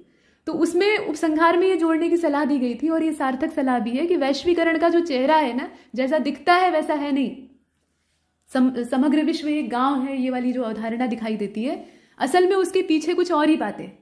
ये पूंजीपतियों और पूंजीवादियों को और ज्यादा संपन्न बनाने का एक षड्यंत्र है। इसमें गरीब जनता और गरीब होती जाती है, बदहाल होती जाती है, और जो धनी है वो और ज्यादा धनी होते जाते हैं। अपने देश में भी वही हो रहा है, हर देश में यही स्थिति दिखाई दे रही है। जो पहले से संपन्न है तो वहां दूसरे ढंग के टकराव है। तो यही सारी बातें कहते हुए यहाँ स्पर्धा और सहयोग का आपस में तालमेल कैसा है और दोनों में बेहतर कौन है, ये बताने का प्रयास किया गया। तो प्रश्न किया गया है आपसे कि शीर्षक बताइए। तो भाई शीर्षक इसका क्या हो सकता है वो हम देखेंगे। स्पर्धा और सहयोग में क्या अंतर है उसको देखेंगे, तो अंतर तो स्पष्ट है लेकिन लिखना पड़ेगा। और गद्यांश का संक्षेपण करेंगे। अच्छा, ये आपने देखा है कभी 1/3 शब्दों में करिए। 1/3 का मतलब लोग समझते हैं कि भाई नाप कर हमें 1/3 तो कर ही देना है। अब उसमें वो क्या काम करते हैं, पहले 1/3 वहां थोड़ा गणित लगाते हैं और गणित लगाकर आंकिक मान निकालते हैं कि कितने शब्द होंगे 1/3 में, गद्यांश के रेशियो में कितने शब्द होंगे, और उतने ही शब्द गिनकर लिखते हैं और बाद में गिनकर उसे ब्रैकेट में भी लिख देते हैं कि मैंने इतने शब्द लिखे थे। इस तरह की जो फिजूल की चीजें हैं ये आपको करने से बचना चाहिए। वहां आप कोई गणित लगाने नहीं गए हैं, आप सीधे सीधे वहां पर एक प्रश्न का समाधान करने गए हैं। संक्षेपण करना है भाई, संक्षिप्त करना है, और संक्षिप्त करने में जितना आप संक्षिप्त करेंगे, छोटा करेंगे, उतना बेहतर होगा। तो एक अंदाजे से आप 4 से 5 लाइन का संक्षेपण करिए। बहुत ज्यादा अगर खिंच रहा है, आपको लग रहा है कि काम के बाद, जैसे ये पैराग्राफ था, इसमें छांटने लायक बातें कम थी, भले ही ये देखने में छोटा है, लेकिन इसमें आप बहुत कम बातों को छांट सकते हैं और कुछ ही बातें इसमें से बाहर हो सकती हैं। तो इसमें कुछ 6 से 7 लाइन का हो सकता है, नहीं तो आमतौर पर इसका जो रेशियो है वो 4 से 5 लाइन का होता है। संक्षेपण इतना ही बड़ा ठीक है। अब उस पर 20 नंबर मिलने वाले हैं चाहे 5 नंबर मिलने वाले हैं, उससे फर्क नहीं पड़ता, नंबरों से कोई मतलब नहीं है। संक्षेपण का आदर्श आकार यही होता है। तो आइए अब आगे चलते हैं, तीनों प्रश्नों को जरा हल करने का प्रयास करते हैं। तो हमारे गद्यांश का शीर्षक हो गया सहयोग की महत्ता। सहयोग की महत्ता, सहयोग का क्या महत्व है, या फिर आप ये भी लिख सकते हैं स्पर्धा और सहयोग, या फिर स्पर्धा बनाम सहयोग, ये भी हो सकता है। तो ये 3 यहाँ शीर्षक आपको सुझाए गए। इसके अतिरिक्त भी आपको कोई सूझ रहा हो तो आप लिख सकते हैं। शीर्षक सटीक होना चाहिए, भिन्न हो सकता है, एक दूसरे से अलग हो सकता है, कोई दिक्कत नहीं। हाँ, एक चीज का ध्यान देना चाहिए, शीर्षक हमेशा छोटा होना चाहिए, संक्षिप्त रहे, ये इसकी पहली अनिवार्यता है। तो हमने किया संक्षेपण, लेकिन संक्षेपण से पहले तो यहाँ अंतर पूछा गया था ना, तो ख वाला देखिए पहले, स्पर्धा और सहयोग में अंतर क्या है। वास्तविकता तो यह है कि दोनों ही मानवीय व्यवहार का हिस्सा है, मनुष्य के स्वभाव में दोनों आते हैं। सहयोग का भी भाव मानव के अंदर ही होता है और स्पर्धा भी मनुष्य के अंदर ही होती है, लेकिन इनके प्रभाव और उद्देश्य अलग होते हैं। स्पर्धा में क्या होता है, अपने अपने हित का लोग ध्यान रखते हैं और दूसरे को नीचा दिखाने का प्रयास करते हैं या दूसरे से आगे निकलने की कोशिश करते हैं। तो इसमें ईर्ष्या की भावना पनपती है, संघर्ष होता है, टकराव होता है, सामाजिक तनाव उत्पन्न होता है, विघटन की स्थिति बनती है। सहयोग में क्या होता है, एक दूसरे की सहायता से हम आगे बढ़ने का प्रयास करते हैं। एक अगर नीचे गिर रहा है तो उसको हम उठाने की कोशिश करेंगे, सामूहिक हित का हम ध्यान रखते हैं और विकास को प्राथमिकता दी जाती है। तो सहयोग में एक दूसरे की एकता और समृद्धि का मार्ग प्रशस्त होता है, और स्पर्धा में विभाजन और विनाश होता है। स्पर्धा में क्या होगा ना कि एक जो है वो आगे निकल जाएगा और दूसरा पीछे छूट जाएगा। कंपटीशन में भी आपके यही हो रहा है, मतलब एक आदमी सिलेक्शन प्राप्त करेगा तो उस सीट का जो दूसरा दावेदार है वो हार जाएगा, मतलब लिस्ट से बाहर हो जाएगा। नुकसान यहां पर तो ये तो नौकरी की प्रतिस्पर्धा है, लेकिन जो ऐसी आर्थिक या फिर विकास की प्रतिस्पर्धाएं होती हैं वहां पर परिणाम क्या होता है कि जो विजेता बनकर खुश होता है ना कि हम जीत गए और हमने पीछे छोड़ दिया बाकी लोगों को, तो वह भी बहुत समय तक सुखी नहीं रह पाता है, उसको हराने वाला कोई दूसरा आ जाता है तब तक। ठीक है, तो ये स्पर्धा का सबसे बड़ा दुष्परिणाम है कि इसमें असंतोष पनपता है, मन कभी संतुष्ट नहीं रह सकता। और सहयोग वाली जो अवधारणा है उसमें संतोष मिलता है, जो सहयोग करेगा और जो सहयोग लेगा दोनों को। तो सहयोग सामाजिक और सांस्कृतिक स्थायित्व का आधार बनाता है और इस प्रकार सहयोग मानवता के लिए सबसे सकारात्मक और सही मार्ग है, स्थायी मार्ग है। तो ये तो हमने अंतर बता दिया। अब यहां पर हमें करना चाहिए संक्षेपण। तो संक्षेपण कैसे करें, जीवन में सहयोग अनिवार्य है, यहीं से शुरू करते हैं। जीवन में सहयोग अनिवार्य है और स्पर्धा विनाश और मृत्यु की ओर ले जाती है। यही तो शुरू में गद्यांश के कहा गया था कि सहयोग से ही जीवन है, तो उसको हमने अपने शब्दों में कह दिया। कुछ लोग इस गलतफहमी में रहते हैं कि संक्षेपण में हम अपने शब्दों का इस्तेमाल नहीं कर सकते, हमें जो सिर्फ गद्यांश में दिए शब्द हैं उन्हीं का प्रयोग करना है, ऐसा कुछ नहीं। तो आप लिखेंगे कि जीवन में सहयोग अनिवार्य है और स्पर्धा विनाश और मृत्यु की ओर ले जाती है। यदि हम संकट के समय एक दूसरे के सहायक बनते हैं तो जीवन सुरक्षित रहेगा और विकास संभव होगा। परस्पर प्रतिस्पर्धा दूसरे को नुकसान पहुंचाती है, आपसी संघर्ष का कारण बनती है। विश्व युद्ध इसी मानसिकता का परिणाम थे। व्यापक नरसंहार और सांस्कृतिक विनाश उनमें हुआ। मनुष्य की संस्कृति का जो आधार है वो सहयोग पर ही टिका हुआ है और इसी से हमारा भविष्य भी चलता है, भविष्य सुरक्षित है। आज जो वैश्वीकरण और आर्थिक उदारीकरण का दौर है, इसमें तमाम देशों के स्वार्थ आपस में टकरा रहे हैं, मतलब स्पर्धा हो रही है, स्पर्धा अपनी चरम सीमा पर, और इससे वैश्विक संकट की संभावनाएं बढ़ रही है। ये हो गया आपका संक्षेपण। तो हमने दोनों गद्यांशों को कंप्लीट किया है। पैराग्राफ को ध्यान से पढ़ा जाए, बार बार रिपीट कर करके पढ़ा जाए और तब तक पढ़ा जाए जब तक कि उसका केंद्रीय भाव न समझ में आ जाए। उसके बाद ही उत्तर लिखने का काम शुरू किया जाए, तो हम सही उत्तर भी लिखेंगे और अच्छे नंबर भी मिलेंगे। गद्यांश अवबोधन में जल्दबाजी अच्छी नहीं होती। इसके बाद आपका पत्र लेखन आता है। पत्र लेखन ये तीसरे का क और ख। प्रश्न आपको स्पष्ट नहीं दिखाई दे रहा होगा, मैं पढ़कर बता देती हूँ। उत्तर प्रदेश पुलिस महानिदेशक की ओर से क जिला पुलिस अधीक्षक जो है उनको पत्र लिखिए, जिसमें संबद्ध जिले में आपराधिक घटनाओं की रोकथाम के लिए कठोर कार्रवाई करने का अनुदेश हो। यहाँ पर हमें एक पत्र लिखना है, सरकारी पत्र लिखना है, जिसमें कि आप उत्तर प्रदेश राज्य के पुलिस महानिदेशक और कोई जिला है, काल्पनिक जिला है, उसका नाम नहीं दिया है, क नाम से उसको संबोधित किया गया है, तो आप भी क ही लिखेंगे कि क जिले के पुलिस अधीक्षक हैं, उनको आप एक पत्र लिख रहे हैं। शासकीय पत्र का फॉर्मेट होगा और उसमें विषय क्या होगा कि संबद्ध जिला, मतलब जो जिला, जिस जिले से संबंधित आप पत्र प्रेषित कर रहे हैं, वहां पर आपराधिक घटनाएं बहुत ज्यादा बढ़ गई हैं, उनको रोकना आवश्यक है और उसके लिए कठोर कार्रवाई की जानी चाहिए, ऐसा आप वहां पर निर्देश जारी कर रहे हैं। ठीक है, तो इसी पर आधारित हमें पहला पत्र लिखना था। पहले आइए पहले पत्र को देख लेते हैं, तब दूसरे की ओर चलेंगे। दोनों पत्र 10-10 नंबर के होते हैं, विधिवत आपको लिखना होता है। तो पत्र लेखन में सबसे पहले आपको ध्यान देना चाहिए फॉर्मेट। पत्र के विषय को पढ़कर, पत्र के लहजे को पढ़कर आपको अंदाजा लगाना होगा कि इसका फॉर्मेट क्या होगा। तमाम पत्र जो आपके सिलेबस में है उन्हीं में से कोई प्रारूप इसका होगा, तो ज्यादातर शासकीय प्रारूप वाले ही पत्र होते हैं और ये भी उसी प्रारूप में लिखा जाएगा। आइए देखते हैं।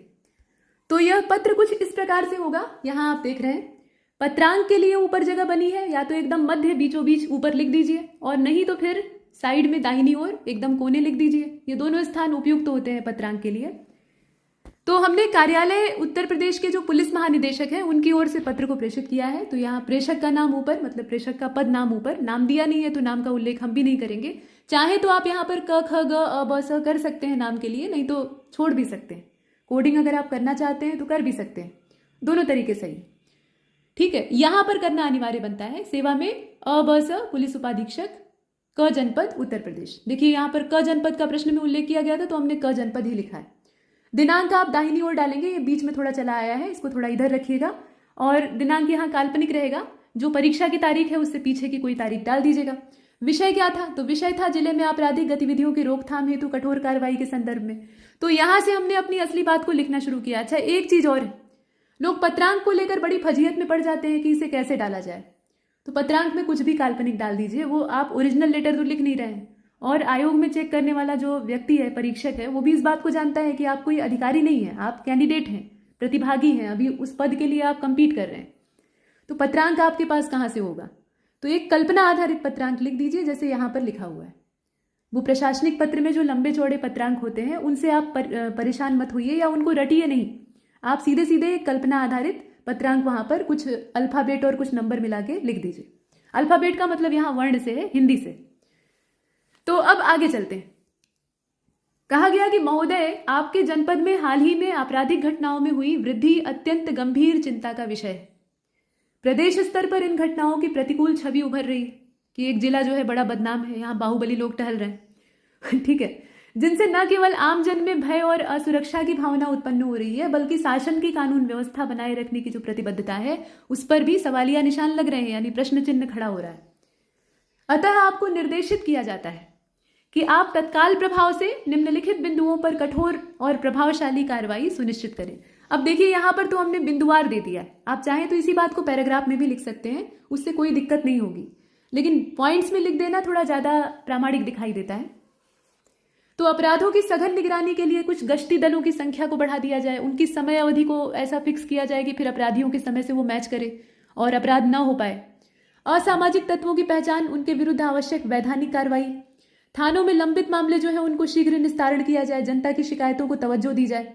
खुफिया तंत्र को सक्रिय करते हुए संभावित आपराधिक गतिविधियों की पूर्व सूचना एकत्र करते हुए समय रहते उस पर निषेधात्मक निरोधात्मक कदम उठाया जाए, क्योंकि देर से मिला हुआ न्याय भी न्याय न मिलने के समान होता है। ठीक है, मतलब फरियादी आया और वो पीड़ित है, उसको कोई दबंग परेशान कर रहा है, उसको लूट रहा है या फिर उसे प्रताड़ित कर रहा है। पता लगा जब तक फैसला आया, जब तक पुलिस ने एक्शन लिया, तब तक वो तंग आकर आत्महत्या कर लिया। तो फिर फायदा क्या ऐसे निर्णय का, है ना। तो तत्काल न्याय मिले और निरोधात्मक कदम उठाए जाए, ये आवश्यक है।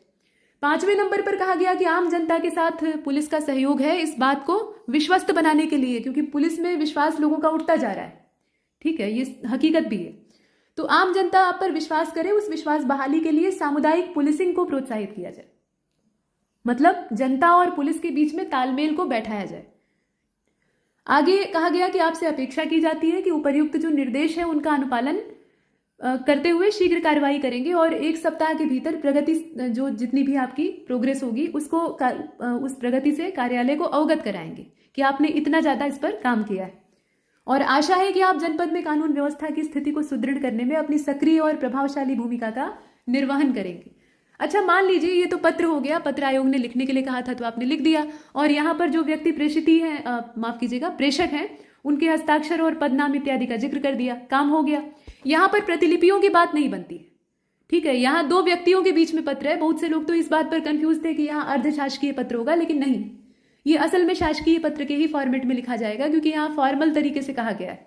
अगर अनौपचारिक शैली प्रश्न में भी लिखी होती, मतलब जो लहजा है उसका वो अनौपचारिकता वाला होता, व्यवहारिकता वाला होता कुल मिलाकर, तो हम अर्धशासकीय पत्र लिखते।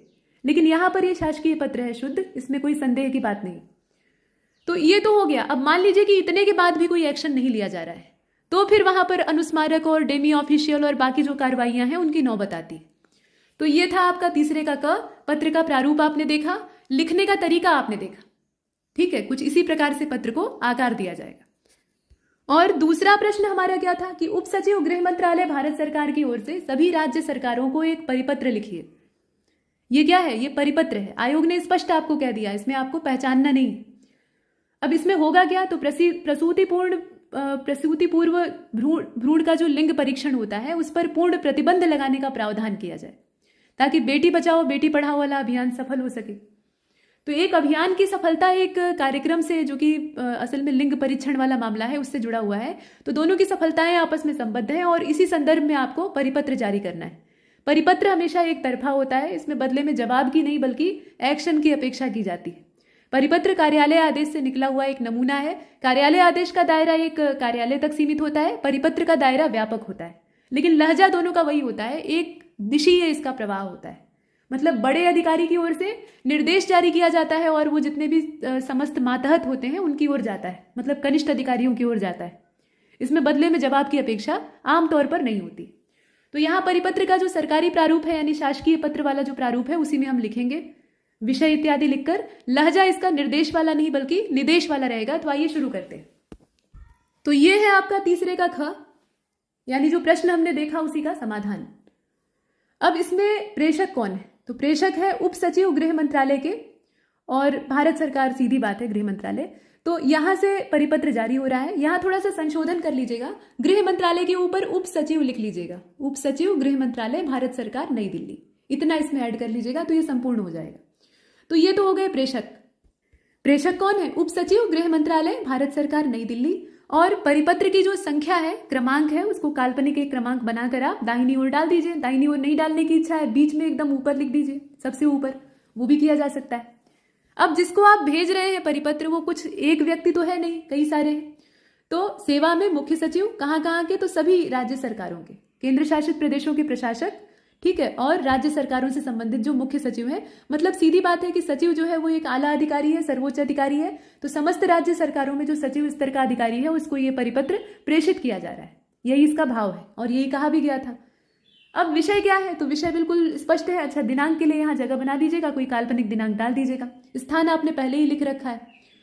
तो प्रसूति पूर्व भ्रूण लिंग परीक्षण पर पूर्ण प्रतिबंध सुनिश्चित करने हेतु आवश्यक कदम उठाने के संदर्भ में आप यहाँ पर बेटी बचाओ बेटी पढ़ाओ कार्यक्रम की सफलता को भी जोड़ सकते हैं। मतलब वो भी विषय में शामिल कर सकते हैं या नहीं भी कर सकते हैं, क्योंकि बाकी पत्र में तो आप लिखेंगे। तो अब आप संबोधित करेंगे महोदय महोदया, क्योंकि एक से ज्यादा व्यक्ति हैं तो स्त्री और पुरुष दोनों हो सकते हैं, तो दोनों संबोधन होने चाहिए। तो यह सर्वविदित है, यानी सभी को पता है कि भारत सरकार बेटी बचाओ बेटी पढ़ाओ जैसे संपूर्ण महत्वपूर्ण सामाजिक अभियान के माध्यम से बालिकाओं के संरक्षण और सशक्तिकरण का प्रयास कर रही है। यहाँ सशक्तिकरण की वर्तनी को सही कर लीजिएगा, त पर बड़ी की मात्रा। अब इसके लिए सरकार निरंतर प्रयासरत है, लेकिन यह भी कटु सत्य है कि अनेक स्थानों पर आज भी प्रसव पूर्व भ्रूण लिंग परीक्षण जैसे जो गैर कानूनी और अमानवीय प्रथाएं हैं वो चली आ रही हैं। तो अब इन पर लगाम लगाने की आवश्यकता है। इससे जो सामाजिक संतुलन है इस पर प्रतिकूल प्रभाव पड़ रहा है। ठीक है, सीधी बात है। इस संदर्भ में आपसे अनुरोध है, यानी जितने भी लोग रिसीव करेंगे उनसे, कि आपके राज्य अथवा केंद्र शासित प्रदेश में प्रसव पूर्व लिंग परीक्षण पर पूर्ण प्रतिबंध लागू करने हेतु सख्त कार्रवाई सुनिश्चित की जाए। यहाँ लहजा क्या है? आदेश वाला है। अनुरोध भले ही किया गया है, लेकिन अनुरोध की चाशनी में लपेटकर आदेश दिया जा रहा है। ये परिपत्र है और इसके अंतर्गत कुछ पॉइंट्स दिए गए हैं जिन पर की ध्यान देने की आवश्यकता है। पहला ये कि पूर्वगामी लिंग परीक्षण को निषिद्ध करने वाले सभी प्रावधानों को कड़ाई से लागू करें, तभी काम हो पाएगा। और ये एक अधिनियम है, PCPNDT एक्ट है 1994 का, आपने पढ़ा होगा जीएस में। तो इसके अंतर्गत जो पंजीकृत होने वाले चिकित्सा संस्थान है उनकी नियमित निगरानी और निरीक्षण की व्यवस्था की जाए। और एक चीज आप जोड़ सकते हैं कि जिनका ये वाला पंजीकरण नहीं है उनको फिर तत्काल प्रभाव से लपेटा जाए। लपेटने जैसे शब्द का इस्तेमाल नहीं करेंगे, लेकिन हाँ, जिनके पास रजिस्ट्रेशन नहीं है तो वो कैसे अपने क्लिनिक या जो जांच संस्थाएं हैं उनको चला रहे हैं, तो उन पर कार्रवाई की जाए। तो वही चीज आगे लिखी गई है कि दोषी चिकित्सा संस्थानों, प्रयोगशालाओं और जो ऐसे व्यक्ति हैं उनके खिलाफ दंडात्मक कार्रवाई हो। आम जन को जागरूक किया जाए मीडिया के माध्यम से, स्कूलों के माध्यम से, ग्राम सभाओं के माध्यम से। और बेटी बचाओ बेटी पढ़ाओ मिशन के अंतर्गत जो योजनाएं चल रही हैं उससे लोगों को परिचित कराया जाए, मतलब ग्राउंड लेवल पर उसका प्रचार किया जाए। आप सभी से अपेक्षा है कि इस दिशा में शीघ्र ठोस प्रभावशाली कदम उठाया जाएगा और कार्रवाई की जाएगी और उसकी नियमित रिपोर्ट मंत्रालय को प्रेषित की जाएगी। ये जो पत्र भेजा जा रहा है इसका जवाब नहीं प्रेषित किया जाएगा। जब आप एक्शन लेंगे, इस पूरी जितनी इसमें बातें की गई हैं उस पर अपने स्तर से आप जब एक्शन लीजिएगा तो उसकी जो प्रगति होगी उसकी रिपोर्ट आप गृह मंत्रालय को भेजेंगे। जब करेंगे तब भेजेंगे। और इस संवेदनशील विषय पर तत्परता से कार्य करते हुए लिंग समानता और सामाजिक संतुलन की दिशा में एक सार्थक पहल की आपसे अपेक्षा है। और बाकी भवदीय उप सचिव गृह मंत्रालय, भारत सरकार, नई दिल्ली, ये अपना ढांचा हो गया परिपत्र का। यहां पर प्रतिलिपियां भी प्रेषित की जाएंगी। ठीक है, ये परिपत्र है तो इसमें प्रतिलिपियां बनेगी। पिछले वाले पत्र में 2 व्यक्तियों के बीच में संवाद हो रहा था तो वहां प्रतिलिपियों की गुंजाइश नहीं थी। यहां पर आप लिखेंगे थोड़ी सी जगह नीचे छोड़कर बाईं तरफ, प्रतिलिपियां सूचनार्थ अनुपालनार्थ प्रेषित। किसको किसको भेजनी है इस मगज में फंसने की आवश्यकता नहीं है, आप नंबर डालकर छोड़ दीजिए। सिर्फ फ्रेम में वो शामिल रहेगा तो आपका काम हो जाएगा। 1 2 3 4 ऐसे नंबर डाल के छोड़ दिया। एक बार फिर से प्रतिलिपियां भेजने की आज्ञा दे दीजिए। आज्ञा से हस्ताक्षर उप सचिव गृह मंत्रालय, भारत सरकार, नई दिल्ली। आपका परिपत्र कंप्लीट हो गया। तो ये हमने 2 पत्र कंप्लीट किए। उससे पहले हमने गद्यांश अवबोधन को देखा। ये सारी चीजों की प्रैक्टिस हमने अपने पेड ग्रुप में कराई है। अगर आप भी करने के इच्छुक हैं और आगे भविष्य में आपको मेंस देना है तो आप हमारे सामान्य हिंदी के जो पेड ग्रुप 2025 और 26 के चल रहे हैं उनसे जुड़ सकते हैं। आइए अब आरंभ करते हैं आगे की यात्रा, यानी व्याकरण के हिस्से को देखना। विलोम शब्द इस बार काफी सरल दिए हुए थे और इन्हें आपको हल करना है। तो अब यहां से व्याकरण आरंभ होता है और व्याकरण में विलोम शब्द सबसे पहले।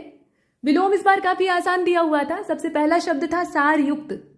सार युक्त, तो इसका विलोम क्या हो जाएगा? सारहीन। सार से युक्त यानी जो तत्व से युक्त हो, तो इसका विलोम सारहीन हो जाएगा। सकाम का क्या होगा? निष्काम हो जाएगा। पुरस्कृत का क्या हो जाएगा? तो तिरस्कृत हो जाएगा। पूर्वकालीन का उत्तरकालीन हो जाएगा। पूर्व का उत्तर, पूर्व मतलब पहले, उत्तर मतलब बाद में। उत्थान का पतन हो जाएगा। समीप का दूर हो जाएगा, दूरस्थ भी लिख सकते हैं। ईश्वर का अनीश्वर हो जाएगा। ईश्वर का विलोम हो जाएगा अनीश्वर। कृत्रिम का हो जाएगा प्राकृतिक। रोगी का हो जाएगा स्वस्थ। और ऊर्ध्वगामी का हो जाएगा, ऊर्ध्वगामी मतलब ऊपर की ओर जाने वाला, तो इसका विलोम हो जाएगा अधोगामी। अधोगामी मतलब नीचे की ओर जाने वाला। इसके बाद 5वें प्रश्न में कहा गया कि उपसर्गों का निर्देश कीजिए और प्रत्ययों का निर्देश कीजिए, मतलब शब्द में से उपसर्ग को अलग करके दिखाइए।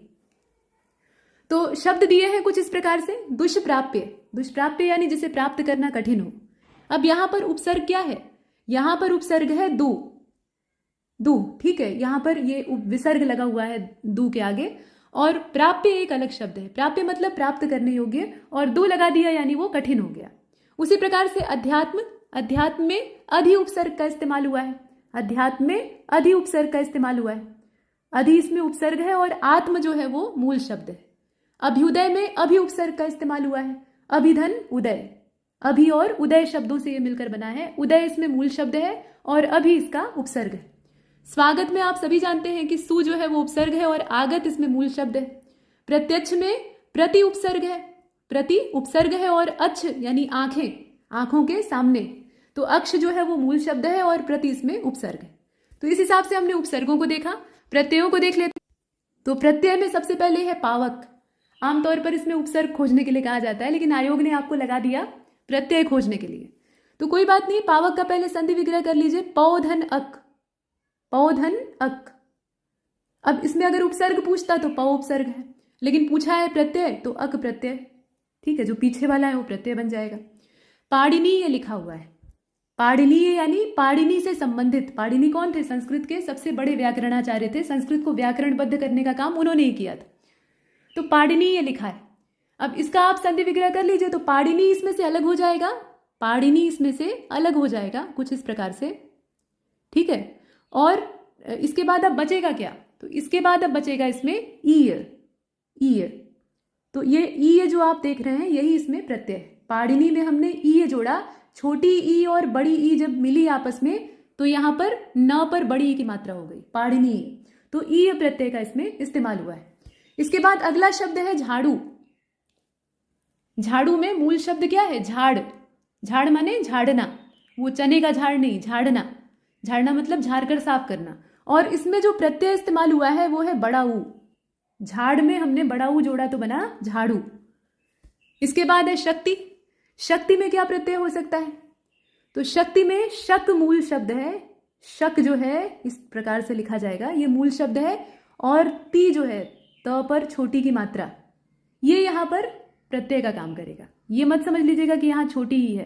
कई मामलों में इसी तरह के शब्द आपको दिखते हैं लेकिन उसमें छोटी ही प्रत्यय रहता है, लेकिन यहां पर छोटी मात्रा अवश्य है लेकिन ये प्रत्यय नहीं है, इसकी संरचना भिन्न है, ठीक है। यहां पर शक अलग शब्द है और त इसमें ती जो है वो आपका प्रत्यय हो जाएगा।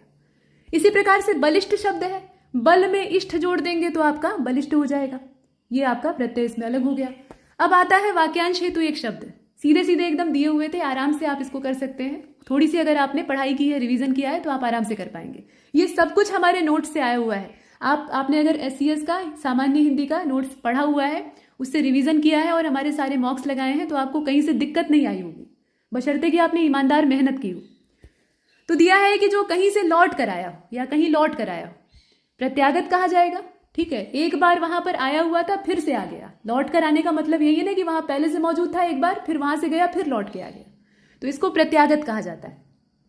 जो अपनी जन्मभूमि छोड़कर विदेश में वास कर रहा है तो उसको क्या कहेंगे? उसे कहेंगे अप्रवासी। जिसे करना बहुत कठिन है, दुष्कर। दुष्प्राप्य जैसे शब्द है वैसे ही दुष्कर भी है। जिस पर अभियोग लगा है वो अभियुक्त हो जाएगा। और जो अपनी पत्नी के साथ है उसको सपत्नीक कहा जाएगा, सपत्नीक कहा जाएगा। इस प्रकार से हमने वाक्यांश हेतु एक शब्द को भी हल किया। और ध्यान दीजिएगा ये 10 नंबर का यानी 2-2 नंबर के ये सारे हैं। तो अगर आप एक छोड़कर आते हैं तो 2 नंबर आपके साफ हो जाएंगे। मेंस में प्रश्न छोड़कर आना सबसे बड़ी मूर्खता है। अगर आपको प्रश्न का 1% भी हिस्सा आ रहा है तो आपको उसे अटेम्प्ट करना चाहिए। अगर वो 1% भी सही हो गया ना तो पॉइंट में कुछ नंबर आपको मिल जाएंगे और वो आपके खाते में जुड़ेंगे। इसीलिए प्रश्न को एकदम खरा खरा छोड़ देना ये बुद्धिमानी नहीं। प्रीलिम्स में ठीक है कि आप रिस्क नहीं लेना चाहते, तो वहां आपने जिन्हें एकदम से आपको कुछ पता नहीं चल रहा था उन प्रश्नों को छोड़ दिया, लेकिन मेंस में वो काम नहीं है। मेंस लिखने का गेम है, यहां अगर आप लिखने से जरा भी चूके तो गए। 0.1 नंबर मिलने की भी अगर गुंजाइश दिख रही है तो उस प्रश्न को करिए, तभी आप सेलेक्ट होंगे। ये मत सोचिए कि वहां पर हम फालतू लिख कर आ रहे हैं। अब फालतू का मतलब आप गाना तो लिखेंगे नहीं, आपने पढ़ा तो है ही है, तो एक धुंधला अनुमान आपके दिमाग में है कि अच्छा इसका ये हो सकता है, लेकिन आप कंफर्म नहीं। तो कंफर्म नहीं है तो जो आपको करीबी समझ में आ रहा है उसको लिख कर आइए, इसी में भलाई। इसके बाद अब वाक्य और वर्तनी शुद्धि है। पहला वाक्य दिया था इसमें कि हमें अपने माता पिता की आज्ञा अनुसार चलना चाहिए। लिखेंगे कैसे इसे? हमें अपने माता पिता की आज्ञा के अनुसार चलना चाहिए। हमें अपने माता पिता की आज्ञा के अनुसार चलना चाहिए। आज्ञा अनुसार जो शब्द है ना, ये यहाँ पर एक व्यक्ति की अगर बात की गई होती, मतलब एक व्यक्ति को संबोधित किया गया होता तो उसके लिए सही होता। हालांकि इस वाक्य में अगर मोटे तौर पर देखा जाए तो कोई गड़बड़ नहीं, मतलब शुद्ध करने के लिए दिया है आयोग तो शुद्ध तो करेंगे ही, लेकिन अगर ऐसे इसको देखा जाए तो इसमें कोई खास गड़बड़ नहीं है। लेकिन अगर हम इसे सुधारना ही चाहते हैं तो हम इसे तोड़ देंगे आज्ञा के अनुसार। यहाँ ऐसा के अनुसार क्यों इस्तेमाल कर रहे हैं? क्योंकि दो कर्ता है यहाँ पर, माता और पिता। दूसरा है वह डरती डरती घर में घुसी। तो अब यहां पर क्या करेंगे, इसे आप लिख दीजिए वह डरते डरते घर में घुसी। ठीक है, आज मैं हरी हरी मटर लाया, आज मैं हरे हरे मटर लाया, हरी हरी मटर नहीं बल्कि हरे हरे मटर लाया। उसने सारा दोष अपने सिर पर ले लिया, उसने सारा दोष अपने सिर पर ले लिया। तो इसे आप लिख सकते हैं उसने सारा दोष अपने सिर ले लिया। ये एक मुहावरे जैसा होता है, अपने सिर लेना, अपने सिर पर लेना। ये लोकोक्ति या मुहावरा नहीं है, बल्कि मुहावरा आपका बनता है अपने सिर लेना, दूसरे की आफत अपने सिर लेना। तो यहां पर सिर पर ले लिया ये जो लिखा हुआ है ना, ये नहीं उपयुक्त है। इसकी जगह हो जाएगा उसने सारा दोष अपने सिर ले लिया। मनुष्य इसलिए परिश्रम करता है ताकि उसे अपना पेट पालना है। अब इसे कैसे शुद्ध करेंगे? तो मनुष्य इसलिए परिश्रम करता है ताकि वह अपना पेट पाल सके। पेट पालना है नहीं बल्कि पेट पाल सके, इस प्रकार से लिखेंगे और यही सही है। मतलब वाक्य कैसा बन जाएगा? मनुष्य इसलिए परिश्रम करता है ताकि वह अपना पेट पाल सके। इसके बाद अब वर्तनी शुद्ध करनी है। तो वर्तनी में आप देख रहे हैं कि यहां पर एकत्रित लिखा है। एकत्रित नहीं होता है, एकत्र होता है। उत्तरदायी नहीं होता है, उत्तरदायी होता है। बड़ी ई की जगह पर य पर बड़ी की मात्रा होगी। निरपराधी कोई शब्द नहीं होता है, निरपराध होता है। निरपराध असल शब्द होता है, ध्यान दीजिएगा। दुरावस्था नहीं होता है, दुरवस्था होता है। दुरवस्था होता है मतलब र पर जो आ की मात्रा यहां लगी है ना, उसमें आ की मात्रा को हटा दीजिए, सिर्फ र रहेगा। दुरवस्था होता है। गृह प्रवेश ऐसे नहीं लिखा जाता है, मतलब छोटी ई की मात्रा नहीं होती है बल्कि री की मात्रा होती है, गृह प्रवेश। ठीक है, ये शुद्ध इनका स्वरूप हो जाएगा। और इसके बाद अंतिम हमारा प्रश्न है मुहावरा लोकोक्ति का। आप जानते हैं कि ये पूरा 30 नंबर का होता है, 3-3 नंबर का प्रत्येक प्रश्न होता है। और इसमें आप देखें कुल मिलाकर 10 आपको दिए जाते हैं। तो हालांकि इसमें 10 और 20 के रेशियो में बांटा गया है, कोई बात नहीं। आइए देखते हैं। तो कोल्हू का बैल, गूलर का फूल, एकदम सामान्य वाले मुहावरे लोकोक्ति दिए हुए हैं। कुछ भी इसमें टेढ़ा प्रयोग नहीं किया गया है। पहले आयोग कुछ अनोखी लोकोक्तियां देता था, लेकिन अब ऐसा नहीं कर रहा है। जो एकदम सामान्य लोकोक्तियां और मुहावरे हैं वही है। तो इनके अर्थ आप जानते ही हैं, फिर भी एक बार देख लीजिए। तो सबसे पहले है कोल्हू का बैल। कोल्हू पहले चलते थे, बैल को उसमें जोत दिया जाता था, तो ऐसे एक ही स्थान पे ऐसे गोल गोल गोल गोल घूमता रहता था। ठीक है, वो यहाँ पे ऐसे मशीन मतलब काठ की ऐसे ऊपर से रखी जाती थी, काठी रहती थी, और उसको उसमें जोत दिया जाता था। वो ऐसे एक ही स्थान पे गोल गोल चक्कर लगाता था। उसकी वही आदत बन जाती थी। जितनी देर तक उससे परिश्रम करवाया जाए वो करने में सक्षम होता था। तो लगातार एक ही काम में अगर कोई लगा होता है तो उसको कहा जाता है, मतलब लगातार एक ही काम में परिश्रम कर रहा है तो उसको कहा जाता है कि कोल्हू का बैल हुआ है। वाक्य प्रयोग आप कुछ भी कर सकते हैं। दिन रात ऑफिस में ऐसे काम करता है जैसे कोल्हू का बैल हो, सामान्य तौर पर आप कर सकते हैं। उसके बाद फिर अगला क्या है? गूलर का फूल। गूलर में जो फूल है ना वो दिखाई नहीं देते, और फल में क्या होता है? अंदर मक्खी जाकर अपने लार्वा जो है वो सेट कर देती है, मतलब अंडे दे देती है, तो अंदर उसके कीड़े होते हैं। तो गूलर का फूल मतलब बहुत ही दुर्लभ चीज। तो जब कोई भी व्यक्ति या कोई वस्तु दुर्लभ होती है, आमतौर पर कोई व्यक्ति दुर्लभ होता है, तो उसके लिए ये चीज इस्तेमाल की जाती है, मतलब ये लोकोक्ति इस्तेमाल की जाती है। तो कहा जा सकता है कि आजकल ईमानदार अधिकारी तो गूलर का फूल बन चुका है, या ईमानदार इंसान, अधिकारी कहना थोड़ा सा खतरे वाला हो सकता है। नहीं, आयोग सोचेगा कि फिर सीधा आरोप हमारे ऊपर लग रहा है। तो बेहतर यह है कि आप ये कहिए कि ईमानदार इंसान मिलना आजकल गूलर के फूल के मिलने के समान है। उसके बाद है गंगा नहाना। ये काम कर ले तो गंगा नहा ले, मेंस क्लियर हो जाए तो गंगा नहा ले। मतलब क्या हुआ गंगा नहाने का? गंगा नहाना मतलब पापों से मुक्त होना, निश्चिंत होना, पाप से मुक्त होकर निश्चिंत होना। तो उसने मंदिर जाकर दान पुण्य किया, मानो गंगा नहा लिया। और भी अच्छे वाक्य प्रयोग हो सकते हैं, आप अपनी कल्पना शक्ति का इस्तेमाल करिएगा। घड़ों पानी पड़ जाना, अर्थात इसका मतलब क्या होगा? बहुत ज्यादा शर्मिंदगी। जब बहुत ज्यादा आप शर्मिंदा होते हैं तो कहते हैं कि घड़ों पानी पड़ गया। सभा में अपनी गलती पकड़े जाने पर, या रंगे हाथ, अब रंगे हाथ खुद ही एक मुहावरा हो जाएगा, तो एक मुहावरे के लिए दूसरा मुहावरा नहीं, सीधे सीधे लिखिए। सभा में अपनी गलती पकड़े जाने पर उस पर तो घड़ों पानी पड़ गया। हाथ पीले कर देना, लड़की का विवाह जब होता है तो उसको हाथ पीले करना कहा जाता है। तो किसी लड़की का विवाह कर देना, लड़कों के भी हाथ पीले होते हैं लेकिन वो कहा नहीं जाता है।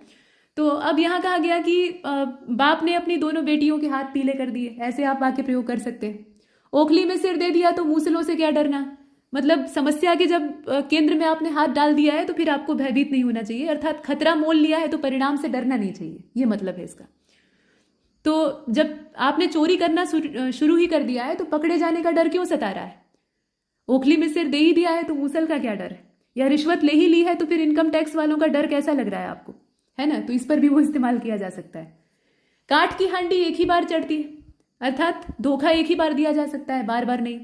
उसने मुझे एक बार धोखा दे दिया, लेकिन अब बार बार काठ की हांडी थोड़े ना चूल्हे पर चढ़ेगी, है ना।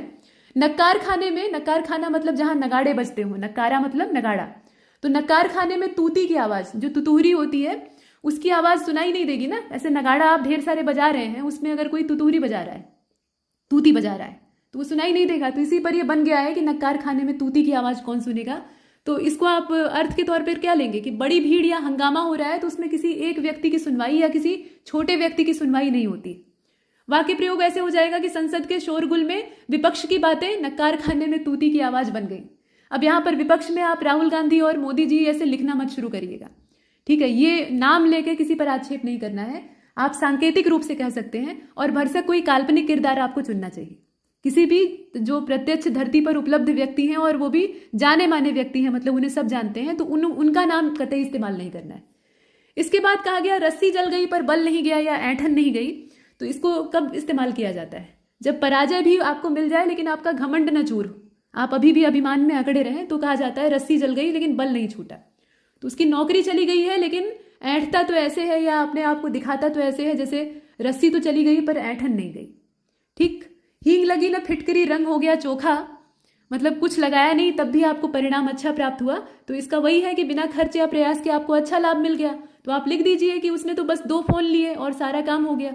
माफ कीजिएगा, उसने तो बस 2 फोन किए और सारा काम हो गया, मतलब हींग लगी न फिटकरी रंग चोखा हो गया। और भी वाक्य प्रयोग हो सकता है। तो इस तरीके से हमने इसमें मुहावरे लोकोक्ति तक पूरा समाधान आपको प्रस्तुत किया है। बहुत सारी चीजें आपकी क्रिएटिविटी पर निर्भर करती हैं। हमने आपको एक समाधान इसलिए दिया ताकि आपको अप्रोच पता चल सके कि प्रश्न पत्र को कैसे हल करना है, उसे कैसे देखना है। तो आशा है कि आपको संतुष्टि मिली होगी, आपके प्रश्नों, आपकी जो शंकाएं हैं उनका समाधान हो गया होगा। इस वीडियो को प्रारंभ से लेकर अंत तक देखिएगा अवश्य, इससे बहुत सारी बातें आपको जानने और समझने का अवसर प्राप्त होगा। तो इस पूरे लेक्चर में इतना ही, और तब तक के लिए नमस्कार।